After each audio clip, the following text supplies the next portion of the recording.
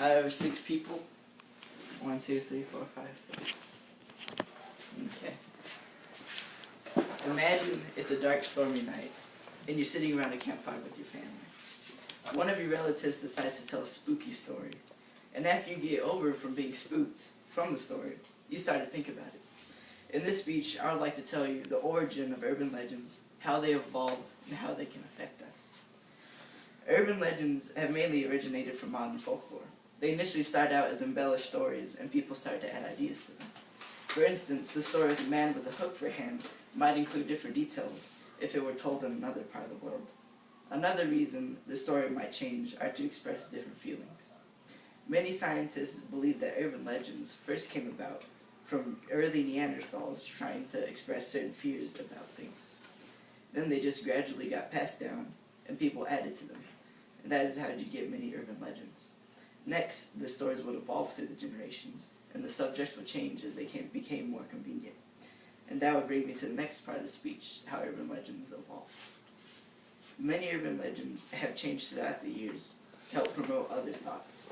In modern times, they tend to stray away from problems of food, but still focus on things like killers hiding under our beds, and us facing the unknown.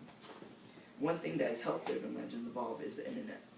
With help from the internet, people all around the world are able to make their own stories and share them with anybody. With help from the internet, you could make a story from anything and then claim it as true, and you instantly have a new urban legend.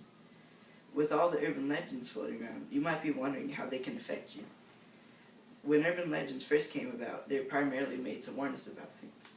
And now they've evolved, they're primarily made to scare us about things. And so now, I would like to talk to you about how they can affect us. One of the most famous legends, the story of Little Mikey, a child who had achieved fame from the cereal Life commercials.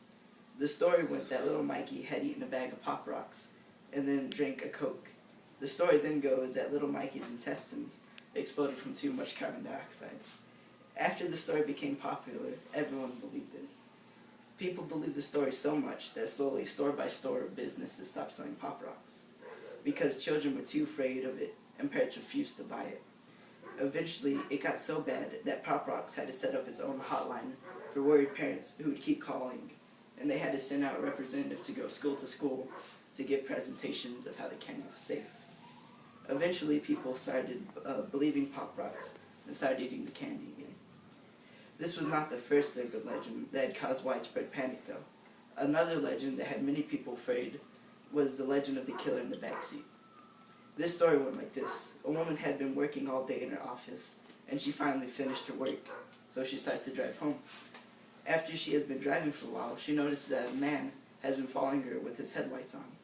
She quickly starts to panic and tries to lose him, but he always stays right behind her. Eventually, she stops at her house, and with mace in hand, she gets out of her car.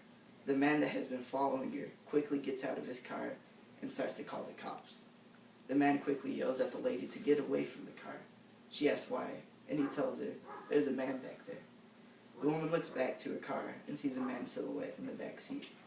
This urban legend spooked many people and made them start looking in the back seats.